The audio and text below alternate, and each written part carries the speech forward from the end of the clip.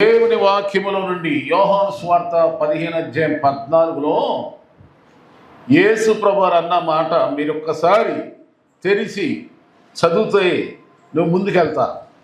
15 యోహాను సువార్త 15:4 నా యందు నిలిచియుండి మీ యందు నేనును నిలిచియుందును.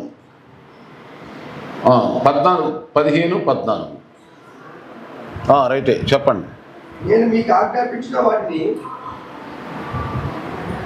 అదే అవునయ్య అదే నేను మీకు ఆజ్ఞాపించిన వాటిని చేసిన యెడల మీరు నా స్నేహితులై ఉందురు. ఆ మాట రైట్.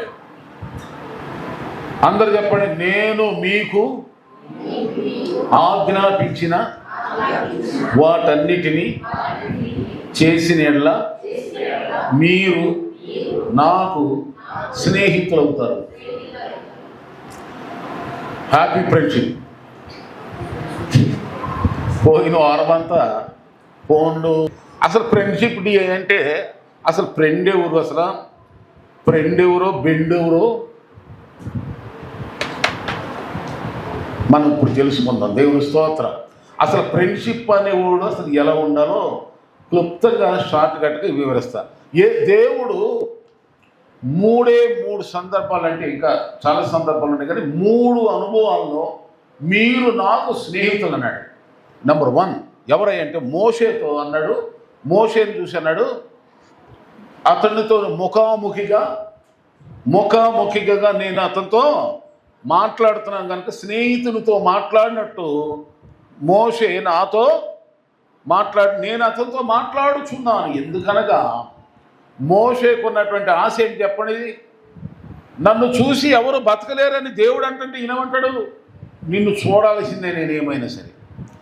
అప్పుడు నన్ను చూడాలనే ఆశ నీకుంది కనుక కొంచెం చూపిస్తా, అంత చూస్తే తట్టుకోలేదు అని దేవుడు కొంచెమే చూపించాడు. ఆ యొక్క దగదగ మెరిసిన ఆ మెరుపుకి, ఆ కొంచానికి ఆయన పడిపోయాడు. ఆయన ముఖం దగదగ మండిపోయింది. చూడు, సూర్యుడిలో నుండి వెలుగు చంద్రుడిలోకి వెళ్తుంది. చంద్రుడేమో నైట్ టైంలో ఏం చేస్తాడు, మనందరికీ చంద్ర కాంతిని ఇస్తాడు. అందరికీ తెలుసు, వెన్నెల. మనం కూడా నీతి సూర్యుడు మలాకి గ్రంథం 4:4 ఉంది కదా, నీతి సూర్యుడైన దేవుడు. అలాగే 84వ కీర్తనలో కూడా మనం అక్కడ చూస్తాం, నీతి సూర్యుడు బగబగమను కోట్ల సూర్యకాంతి కంటే దేవుడు వెలుగు. అసలు వెలుగు ఆయనే సృష్టించాడు కదా. ఆ వెలుగు చేత వెలిగించబడ్డ మనము కూడా అందరికీ వెలుగులాగా ఉండాలి. సరే, అలా ఉంచండి. మోషే స్నేహితుడు అన్నాడు. ఎందుకు మోషేనే స్నేహితుడు అన్నాడంటే, ఒకటి ఆ దేవుణ్ణి చూడాలని ఒక ఆశ, వాంఛ, తృష్ణ కలిగిన వాడు. చెప్పండి. ఆయనతో మాట్లాడాలి, ఆయన ముఖదర్శనం చేసుకోవాలనేటువంటి ఆశ కలిగిన వాడిని దేవుడు ఏమనంటే నా స్నేహితుడులా అన్నాడు మోషేని. మనం కూడా దేవుని స్నేహితులు ఉండాలంటే చెప్పండి. మత్తయి సువార్తలో 5:5 ఏముంది, హృదయ శుద్ధి గల వారు ధన్యులు, వారు దేవుణ్ణి చూస్తారన్నాడు. అంటే ఇప్పుడు మనం మోషేలాగా దేవుణ్ణి ఎలా చూడగలుగుతాం చెప్పండి. శుద్ధ హృదయం ఉంచుకోవాలి, హృదయం మనం పవిత్రం ఉంచుకోవాలి. హృదయంలో కుళ్ళు, కుషిద్ధం, కపటం, మోసం, అబద్ధం, ద్వేషం, ఈర్ష్య ఇలాంటి ఏమీ ఉండకూడదు. దేవుడు మన అంతరంగమును చూస్తున్నాడు, మన హృదయాన్ని చూస్తున్న దేవుడు కనుక మనం ఎలాంటి వారు ఆయనకు తెలుసు. అందుకని శుద్ధ హృదయంతో ఎవరు ప్రార్థన చేస్తారో వారు దేవుని చూసినంత సంతోషం. విరిగి నలిగిన మనసుతోనూ, పగిలిన హృదయముతోనూ, నలిగిన హృదయముతోనూ ఎవరైతే దేవుని సన్నిధిలో గడుపుతూ ఉంటారో, ప్రార్థన చేస్తూ ఉంటారో వారు దేవుణ్ణి చూసినట్టే. అందుకని దేవుని బిడ్డలారా, దేవుని దర్శనం, ముఖ దర్శనం ఆశించే వారికి, దైవ దర్శనం, దైవ ప్రత్యక్షత కోరేవారికి దేవుడు ఎప్పుడు స్నేహితుడుగానే ఉంటాడు అని మోషే దేవుని ఫ్రెండ్షిప్ ద్వారా మనం తెలుసుకుంటున్నాం. రెండవ ఫ్రెండ్షిప్ ఎవరంటే రెండవదిగా మనం చూసినట్లయితే అబ్రహాముతో ఆ యాకోబు రాసిన 2వ అధ్యాయం ఉంటుంది, అతడు దేవుని నమ్మెను గనుక అని మనం చూస్తాం. దేవుడంటే తనకు ఎంతో నమ్మకం. ఎంత నమ్మకం అంటే మామూలుగా కాదు. దేవుడు నీకు నేను సంతానాన్ని ఇస్తానంటున్నాడు, నీకు పిల్లల్ని ఇస్తానంటున్నాడు, భూమి అంతా నీకు ఇస్తానంటున్నాడు, కానీ అసలు పిల్లడే పడతలేదు, సంతానం ఇవ్వట్లేదు. దేవుని కోసం దేశాన్ని విడిచిపెట్టాడు, బంధువులు విడిచిపెట్టేశాడు, ఇంకా తల్లిదండ్రులను కూడా విడిచిపెట్టేశాడు. దేవుని కోసం తల్లిదండ్రులు విడిచిపెట్టాడు, దేశాన్ని విడిచిపెట్టాడు, బంధువులు విడిచిపెట్టాడు, అక్కడున్న అలవాట్లన్నీ విడిచిపెట్టేశాడు. దేవుడు ఇటు వెళ్ళమంటే అటు వెళ్తున్నాడు, అటు వెళ్ళి ఇటు వెళ్ళి ఎటు వెళ్ళమంటే అటు వెళ్తున్నాడు, బయటపడడం కడుతున్నాడు, ప్రార్థన చేస్తున్నాడు, బలులు అర్పిస్తున్నాడు. కానీ దేవుడు అన్న మాట ఇంకా నెరవేర్పు కలగట్లేదు. ఎన్ని సంవత్సరాలు అయింది? 20 సంవత్సరాల పైన అట్లా తిప్పుతూనే ఉన్నాడు దేవుడు. అయినా జరగట్లేదు. రోమిలకు రాసిన పత్రిక 4వ అధ్యాయం 21లో మనం చూసినట్టయితే అక్కడ ఏముంటుందంటే, అవిశ్వాసం వల్ల సందేహింపకుండా విశ్వాసం వల్ల ధైర్యం తెచ్చుకున్నాడు.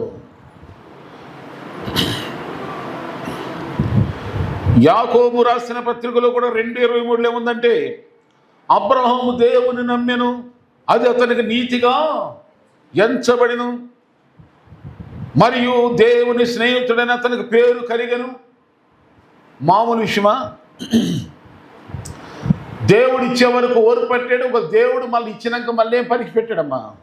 నీకు యువగా ఇచ్చేనే ఆ కొడుకుని బలిగా అయ్యో ఇవ్వటానికి వెనకాడలేదు. నేను దేవునికి స్నేహితులుగా, దేవుడే మన స్నేహితులుగా చేసుకోవాలంటే ఒకటి మోషేని బట్టి దగ్గర నుండి వస్తున్నా. మోషే ఎలా అంటాడమ్మా? ఎప్పుడు ఎవరి మీద ఆశ? దేవుడు ఆయన చూడాలి. 63వ కీర్తన ఒకసారి మొదటి నుండి చదువుతారా? భక్తుడైన దావీదు కూడా ఇది గల ప్రార్థన చేస్తాడు. బైబిల్ లేవా? దేవా నా దేవుడవు నీవే, వేకువనే నేను నిన్ను వెతుకుదును. అదిగో నీ బలమును చూడవలని,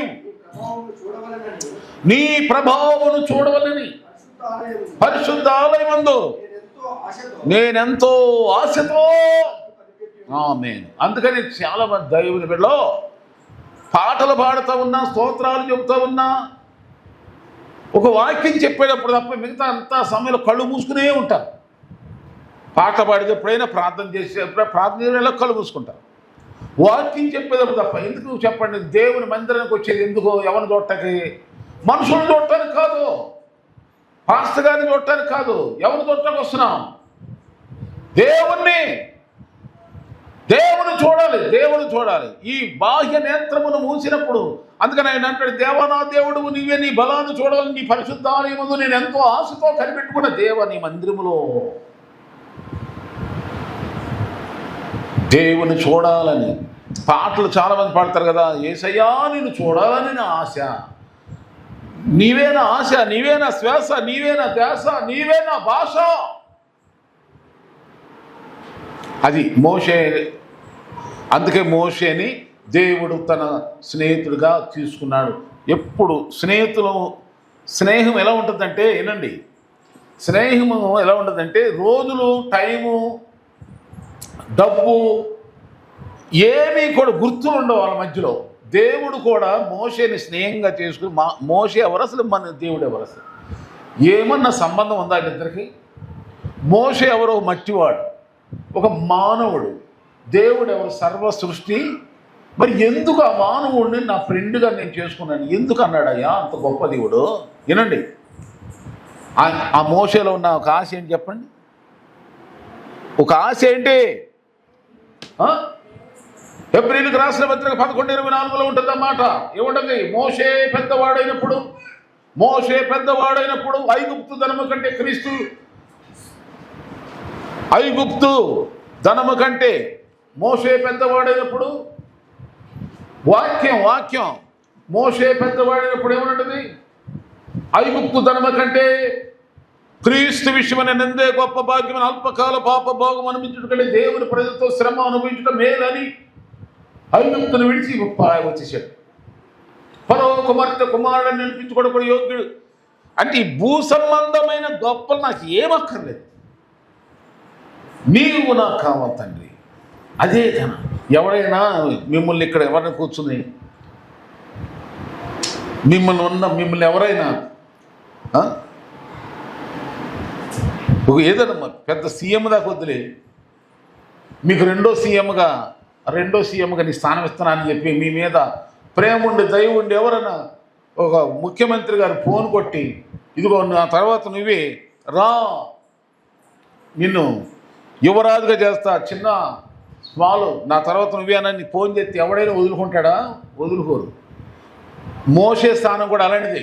ఐగుప్తుకి రాజు అవ్వబోతాడు తర్వాత, ఈయనే యువరాజు స్థానం వద్దనుకుని ఏం చేశాడు? దేవుడు కావాలని వచ్చాడు.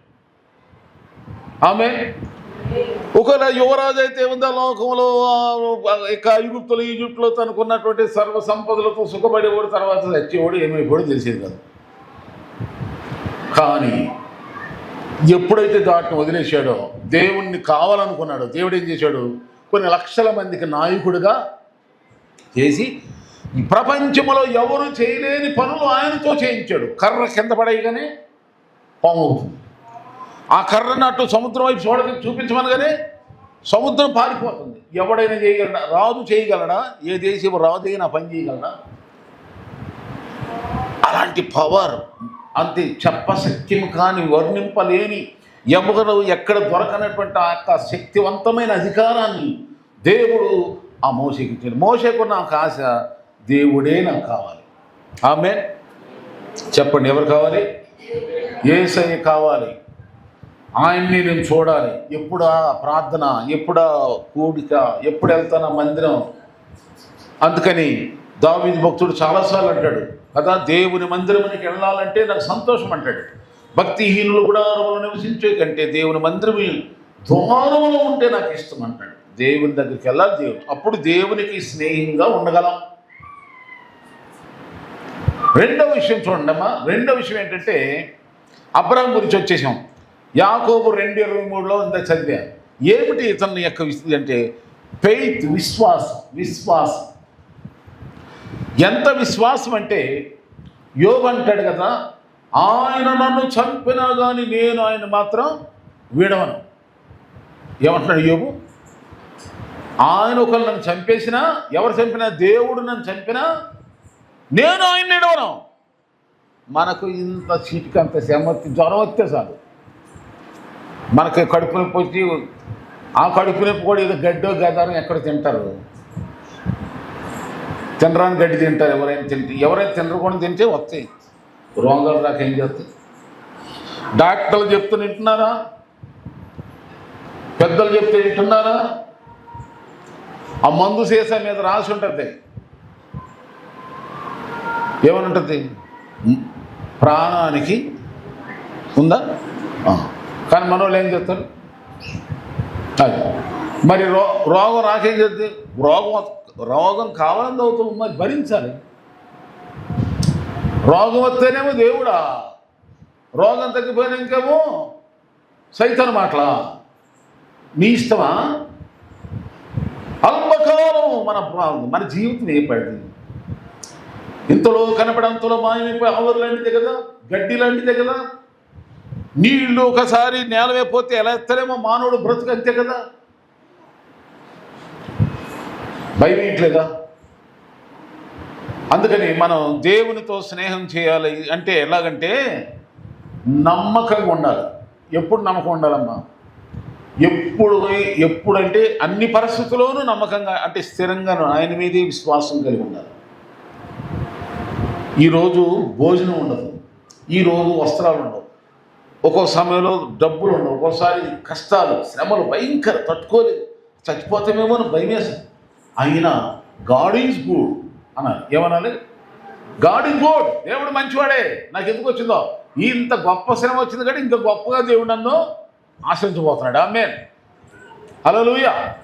ఎంతగా పరీక్షించబడతామో, ఎంతగా సహిస్తున్నామో, ఎంతగా ఓర్చుకుంటామో అంతకంతగా దేవుడు నన్ను దీవిస్తున్నాడు, దీవించేసాడు, నమ్మేసేయాల.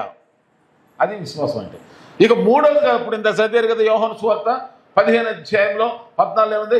నేను ఆజ్ఞాపించిన వాటన్నిటిని మీరు గైకొన్నట్లయితే, నేను చెప్పినవన్నీ చేస్తే మీరు నాకు స్నేహితులు అని అంటాడు. అవునా?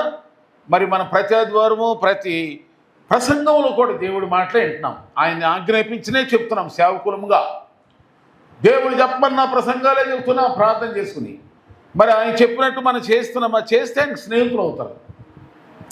స్నేహితుల మధ్యలో ఎలాంటివి అంటే స్నేహితుల మధ్యలో ఉండే, అసలు స్నేహితుల మధ్యలో ఉండే బాండేజ్, ఆ యొక్క దాన్ని ఏమంటారు, బంధుత్వం ఎలా ఉంటుంది అని మనం ఇద్దరిని తీసుకొస్తా. చాలా విషయాలు ఉన్నాయి, ఇద్దరు మోడల్గా మీకు చూపిస్తా. మొదటి సమూయేలు 18 అధ్యాయంలో ఇద్దరు కనబడతారు మనకి. వాళ్ళిద్దరు ఎవరై అంటే యోనాతాను దావీదు, దావీదు యోనాతాను, యోనాతాను దావీదు, దావీదు. యోనాతాను అంటేనేమో సౌలు రాజు కొడుకు, దావీదు అంటేనేమో గొర్రె దొడ్లో కాపరి. ఇక్కడ కూడా మనకి చాలా తేడా. తూర్పుకి పడమరికి ఎంతో అర్థం ఉంది ఇక్కడ. యోనాతాను అంటే రాజు కొడుకు, రాజుగారి కొడుకు. దావీదు ఎవరు? గొర్రెల కా. పైకి ఇంట్లో కూడా విలువ లేదు దీనికి. వాళ్ళ తండ్రి కూడా పెద్ద పట్టించుకోవట్లా. ఇలా ఇటువంటి వ్యక్తితో అంటే ఈ బాలుడు గొర్రెల కాపరితో రాజు కొడుకు అంటున్నాడు స్నేహం చేస్తాను నీతో అంటున్నాడు. ఎందుకు చూద్దాం. స్నేహం ఎందుకు చేస్తున్నానంటే దావీదు ఈ బాలుడు రాజు అయిన సౌలుతో మాట్లాడుతున్నప్పుడంట ఈయన మాట విధానం పద్ధతి అంతా యోనాతాను అనగా సౌలు రాజు కుమారుడికి చాలా ఇష్టమై తన హృదయము దావీదు హృదయము కలిసిపోయినాయి అంట. నీళ్లు పాలులాగా. పాలల్లో నీళ్లు పోస్తే అలా గుర్తుపట్టలేమో ఆమె. అలాగే దావీదు హృదయమును చెప్పండి, దావీదు హృదయమును యోనాతాను హృదయం అలా కలిసింది. స్నేహం అంటే అది మనసు కలవదు, మాట కలవదు, ఎక్కడ కలిసి అవదు. మన ఫ్రెండ్షిప్ అంట పనిపోయా. ఎందుకు 3 రోజులు ముచ్చట. ఫ్రెండ్షిప్ చేయాలంటే ఎలా ఉండాలంటే హృదయాలు కలవాలి. ఫస్ట్ ఏం కలవాలి చెప్పండి? హృదయం కలిసింది వాళ్ళిద్దరిది. స్థితిగతులు వేరే. ఒకడు రాజు కొడుకు, ఇంకోడైతేనేమో గొర్రెల కాపరి. అయినా సరే హృదయం కలిసింది ఫస్ట్. మనకు కూడా ఏమి కలవాలి? దేవుని దగ్గర స్నేహం పడపాలంటే దేవునితో స్నేహం పాల్పడాలంటే ఎట్లా? హృదయంలో వాక్యం పడాలి. ఎక్కడ? ఇంత బైబిల్ పెట్టుకుని నెత్తిని పెట్టుకుని మోసుకుంటే నీకేం దరిద్రం తప్ప ఏం రాదు. గుండెల్లో పోయి చదువు, విను, దేవుని యొక్క వాక్యాన్ని ధ్యానించు. ఇన్ని ప్రసంగాలు ఏంటన్నారు? ఒక ప్రసంగం అని గుర్తుందా? లేదా ఒక్క ప్రసంగ ప్రకారం నేను ఇలా ఉంటున్నాను, ఇలా చేస్తున్నాను అని చెప్తున్నారు ఎవరన్నా? మీకు మీరే ప్రశ్న. హృదయము చోటి హృదయం. నా కుమారుడు నీ హృదయము నాకిమ్మో. మరియమ్మ తల్లి దేవుని దూత ద్వారా, గొర్రెల కాపల ద్వారా, జ్ఞానం ద్వారా జరిగినటువంటి ఆ మాటలన్నీ కూడా జరుగుతున్న యేసుప్రభు వారు పుట్టిన సందర్భంలో జరుగుతున్నటువంటి మాట వినుచున్న మాటని హృదయములో భద్రం చేసుకునేను. ఎక్కడ? అది దేవునికి మన హృదయంలో స్థానం ఉందా? అప్పుడు దేవుడికి నీకు బంధుత్వం, ఫ్రెండ్షిప్, ఈ భౌతిక పరమైన పక్కన పెట్టండి. దేవుడికి నీకు ఫ్రెండ్షిప్ గట్టి అవ్వాలంటే ఏం కావాలి చెప్పండి? హృదయాలు కలవటం అంటే ఎట్లా? దేవుని హృదయం నీ హృదయం,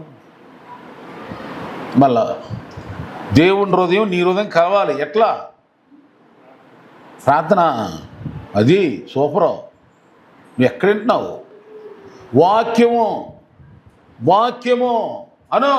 వాక్యం హృదయంలో పడాలి. దేవుని స్తోత్రం చెప్పండి. ఏం పడాలమ్మా? వాక్యం నీలో ఉందనుకో, ప్రార్థన చేయకుండా ఉండలేవు. ప్రార్థన మన ఇళ్ళలో కూర్చోలేవు. వాక్యం ఉన్న వాళ్ళలో ఆ దేవుడు ఉన్నట్టే. ఆ దేవుడు నువ్వు ఉండనివాడు అక్కడ ఇంట్లో. దేవుడు ప్రార్థనకు మందిరానికి దేవుని వాక్యానికి విరుద్ధంగా ఏదొచ్చినా కానీ అసలు అటు పోనవాడు నిన్ను. అదే తెలిసిపోతుంది మీరు వాక్యంలో ఉన్నారా లేదు. నా యందు మీరు మీ యందు నా మాటలు ఉన్నట్లయితే మీకు ఏది ఇష్టం అడగండి అని యేసుప్రభువు రొట్టికల్లా. ఇందులో దేవుని మాట గుండెల్లో ఉన్నవాళ్ళు దేవునికి ఏమి ఇష్టమో అది అడుగుతారు. అందుకనే అక్కడ అంత భరోసా ఇచ్చాడు దేవుడు. అర్థమవుతుందండి? లేకపోతే ఒట్టికేస్తాడా? ఒక క్రెడిట్ కార్డు నేను అందరికి ఇస్తానా వాడుకోరని?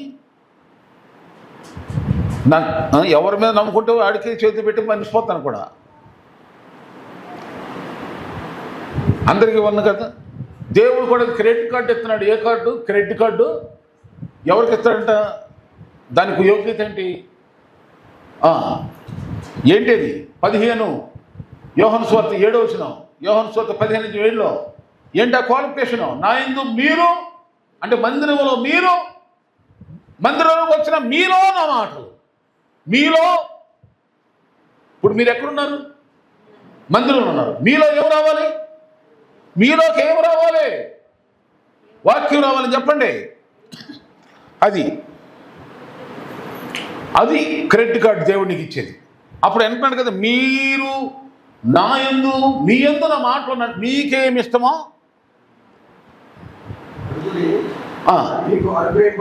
మరి ఎవరు ఇస్తారండి ఇంత భరోసా? దేవుడు ఇస్తున్నాడు నీకు ఆ భరోసా. కనుక దీన్ని వాడుకో. మీరు నేను చెప్పినవని ఆజ్ఞాపించినవని చేసిన మీరు నాకు నిజంగా స్నేహితులు అవుతారు. అలా కాబట్టి నేను చెప్పేది ఒకటి, మీరు చేసేది ఒకటి. మీరు స్నేహితులు ఎట్ట అవుతారో శత్రువులు అవుతారు మీరు. మరి మనకు బయట 1000 మంది 1,00,000 మంది శత్రువులు ఉన్నా కానీ పర్వాలేదు, కానీ పక్కనున్నవాడు కానీ జ్ఞానం లేనివాడు, వాక్యం లేనివాడు, ప్రార్థన లేనివాడు, ఆత్మీయత లేనివాడు అనుకో, వీడంత శత్రువు, భయంకర శత్రువు ఇంకెవడు ఉన్నాడు మనకి. మళ్ళా చెప్తున్నానండి, ఇప్పుడు నువ్వు కంపెనీ పెట్టావు, నీ పక్కమట తిరిగేటువంటి అసిస్టెంటు నీలాగా ఉంటేనే నీకు ఎంతో భరోసా. నిన్ను వారవలేని వాళ్ళు చుట్టుపక్కల కంపెనీ వాళ్ళు ఎన్నున్నా కానీ నీ పక్కనున్నటువంటి నమ్మకం ఉన్నాడు, మీ ఇద్దరు చాలు వాళ్ళందరినీ జయించేస్తారు.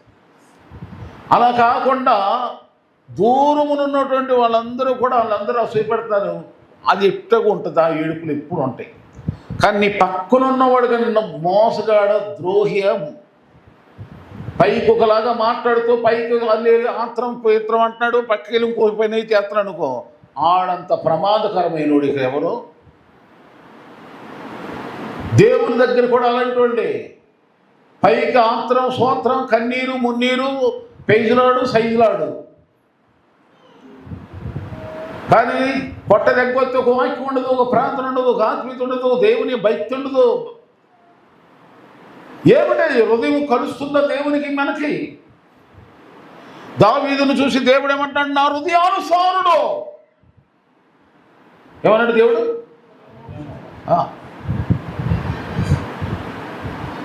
ఆ పేరు మనకు రావాలి దేవుని స్తోత్రం.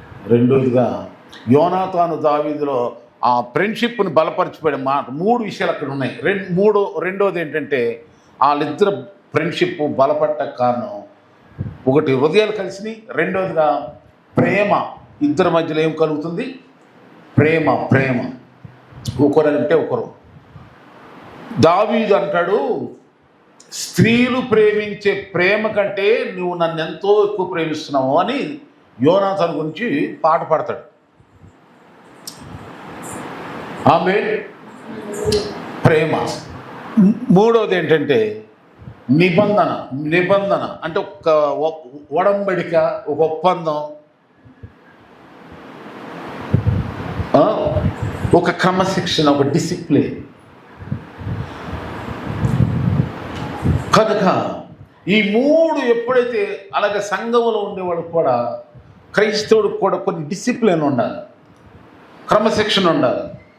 క్రమశిక్షణ లేని వాడితో స్నేహం చేసామనుకో, ఆడిని బట్టి నీ పేరు చెడిపోతుంది. అందుకని దుష్ట సాంగత్యం మంచి నడవడిని చెడగొట్టేస్తుంది. అందుకని నీతికి దుర్నీతికి ఏం సాంగత్యం, చీకటికి వెలుగుకు ఏం పొత్తు, క్రీస్తుకు బయలుజుబులకి ఏం సంబంధం. కనుక ఇప్పుడు నువ్వెవరో నీ గురించి నిన్నే అడగక్కర్లా. నీ స్నేహితుడు ఎవరో చెప్పు అయ్యా, ఒకసారి నీకు ఎవరైనా తెలిసిన వాళ్ళు ఉన్నారా అని అడుగుతారు తెలివిగలవాడు. ఉన్నాడు, అదిగో నా పలానా నా స్నేహితుడు, అతని ఫోన్ నెంబర్ ఇవ్వండి. ఆ నెంబర్ తీసుకుంటాడు. అతను ఎలాంటోడో ఇతను అలాంటోడే నీకు డిసైడ్ అయిపోతారండి. పెళ్లి సంబంధాలు అయినంతే, ఎవరితోనా స్నేహం పెట్టుకోవాలన్నా, ఏదైనా లావాదేవీలు జరుపుకోవాలన్నా ఫ్రెండ్ ఎలా అంటాడో చాలు, ఇంత డైరెక్ట్గా అడగలేరు వీళ్ళని. ఫ్రెండ్ చెప్పేస్తాడు వీళ్ళు ఇదిగో పలానోళ్ళు.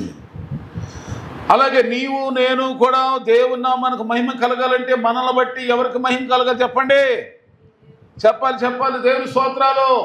మనం చూసి మన యేసయ్యని మెచ్చుకోవాలి, ముద్దు పెట్టుకోవాలి, యేసయ్య దగ్గర రావాలి, యేసయ్యని పోలవాలి, యేసయ్యని ప్రార్థించాలి, యేసయ్యని నమ్ముకొని ఆయన అనుగ్రహించేటువంటి పరలోకాన్ని మోక్షాన్ని చేరుకోవాలి. అలా కాకుండా మన బ్రతుకులు చెడిపోయినాయి అనుకోండి, యేసయ్యకి అవమానం. అలాంటి వాళ్ళతో యేసయ్య ఎట్లా స్నేహం చేస్తాడు? దేవుడు నీకు స్నేహం చేయాలి, నీతో స్నేహం చేయాలంటే మొదటగా దేవుడి మీదే దృష్టి. రెండవదిగా చూసినట్లయితే చెప్పండి, రెండవదిగా నమ్మకం, ఫెయిత్. నమ్మేమంటే సావైన బతికైనా స్ట్రాంగ్. మూడవదిగా ఏంటి చెప్పండి? ఆయన చెప్పినట్టే మనము చేయాలి. ఆయన చెప్పినట్టు చేస్తే చాలా విషయాలు ఉన్నాయి, కానీ నేను త్వరగా క్లుప్తం మీకు తెలుసు. నీళ్ళే ద్రాక్షారసంగా మారిపోయినా అని చెప్పినట్టు చేస్తే, తర్వాత ఆయన చెప్పినట్టు వలలు వేయగానే విస్తారమైన చేపలు ఆయన చెప్పగానే గాలి సముద్రం అణిగిపోయింది. ఆయన గద్దించగానే ఏమండి, ఆయన పిలవగానే చచ్చిన లాజరు బతికి బయటికి, ఆయన మాట అనగానే దయ్యాలు పరుగో. ఆయన చెప్పిన మాట అనగానే చచ్చిన శవాలు లేచినాయి. ఆ మాట ఎంత పవర్ఫుల్! అలాంటి పవర్ఫుల్ మాట నీలో ఉంటే నువ్వు అనుకున్నవి కూడా జరుగుతాయి. ఆమెన్. Powerful word, powerful. ఏదన్నా వర్డ్ ప్రపంచంలో ఏదన్నా శక్తివంతమైనది ఏదైనా ఉందా అంటే వాక్యం. ఆ వాక్యం ఎందుకు శక్తివంతం అంటే, యోహాను సువార్త 1:1 ఉంటుంది, ఆదియందు వాక్యం ఉండను, వాక్యమే దేవుని. ఆ వాక్యమే అంటే వాక్యం దేవుడు. అన్ని గ్రంథాలు వల్ల ఈ గ్రంథాన్ని మీరు లెక్కే చూడమాకండి. బైబిల్ దేవుని దేవుడు. ఆ మాటలే మన దైవం కోసం. దేవుడు మరియమ్మ, కన్యమర్య ఈ లోకంలోనికి ఎవరిని తీసుకొచ్చిందంటే వాక్యమును శరీరధారిగా ప్రత్యక్షపరిచింది. ఎలాగంటే రెండు మాటలు మీరు జోడు చేసుకోండి. ఒకటి, ఆదియందు వాక్యముండును, యోహాను సువార్త 1:1 ఆదియందు వాక్యముండును, వాక్యము దేవుని ఎదురు, వాక్యమే దేవుడైనది కదా. 14 చూడండి, యోహాను సువార్త 1:14 ఆ వాక్యమే శరీరధారి అయి కృపా సత్య సంపూర్ణుడుగా మన మధ్య. అంటే ఇప్పుడు వాక్యమే యేసు ప్రభువే వాక్యం.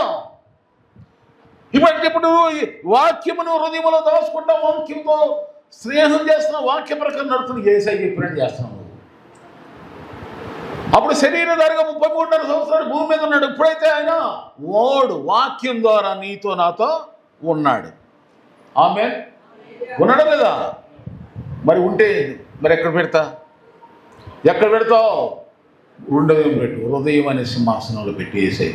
అంటే హృదయం అనే సింహాసనం పెట్టాలంటే ఏం చేద్దాం? ఒక సిలువుని చేసి గుచ్చుతారా లోపలికి? చెప్పండి, ఏం చేస్తారు? అయితే యేసు ప్రభు బొమ్మని గుచ్చుతారు పోనీ ఇక్కడ, లేకపోతే ఇక్కడ అతికిస్తారా చక్కెర? అలాంటి పిచ్చి పని చేయమాకండి. వాక్యమును హృదయంలో దాయండి, చదవండి, ధ్యానించండి, వాక్యానుసారంగా బ్రతకటం. వాక్యమే మన ఆయుధం, వాక్యమే మన జీవం అనేటువంటి 3 విషయాలు చెప్పాను. దేవుడు ఎవరిని స్నేహితులుగా కోరుకుంటాడంటే, ఆయనంటే ఆశ, ఆయన్నే చూడాలి, ఆయన ముఖ దర్శనమే చూడాలి, ఆయనతో మాట్లాడాలి. అందుకని ధర్మశాస్త్రం ఎవరి ద్వారా వచ్చింది భూమి మీదకి? ధర్మశాస్త్రం మోషేకే దేవుడు రాసిచ్చాడు 10 పలకల మీద. ఇంకా ఎవరైతే ఆయనకి ఇష్టంగా ఉంటారో, ఆయనతో ఫ్రెండ్షిప్ ఉంటారో ఆయనకే చెప్తారు కదా ఏదైనా విషయాలు. దేవుడు కూడా రెండవదిగా, ఎంత ఆలస్యమైన దేవుడు ఎన్ని పరీక్షలు పెట్టినా దేవుణ్ణి విడవక వెంబడించినటువంటి అబ్రహాములాగా, యోబులాగా ఫెయిత్, విశ్వాసం. మూడవది ఏమిటమ్మా? వాక్యము. ఆయన ఏం చెప్తాడో చేద్దాం. మరి దేవుడు ఏం చెప్తాడో చేస్తారా? అది ఎట్టగండి బాబు, మా వాళ్ళందరూ ఏమనుకుంటారు? మరి వాళ్ళందరూ రారండి బాబు. మరి అలా ఏంటి పని? ఏదో నమ్ముకోమంటే నమ్ముకున్నాము, ఏదో బాప్తిజం పొందమంటే పొందామని వీళ్ళందరూ వదుకోండి మా అమ్మ. ఏదో పై ఏదో చూసి ఉన్నట్టుగా భక్తి చేద్దామంటే వచ్చాము, ఇది ఎక్కడ గొడవ అయినా అనుకోమాకండి. దేవుడు చెప్పినట్టు నేను చేస్తా, ఆమె అన్నాడు. యేసు చెప్పినట్టే నేను చేస్తా, యేసు ప్రభువే నా మాట, ఆయనే నా ఊపిరి అన్నట్టు తీర్మానించుకోండి. అప్పుడు ఆయనకు మీరు స్నేహితులు అవుతారు, ఆయన మనతో ఉంటాడు.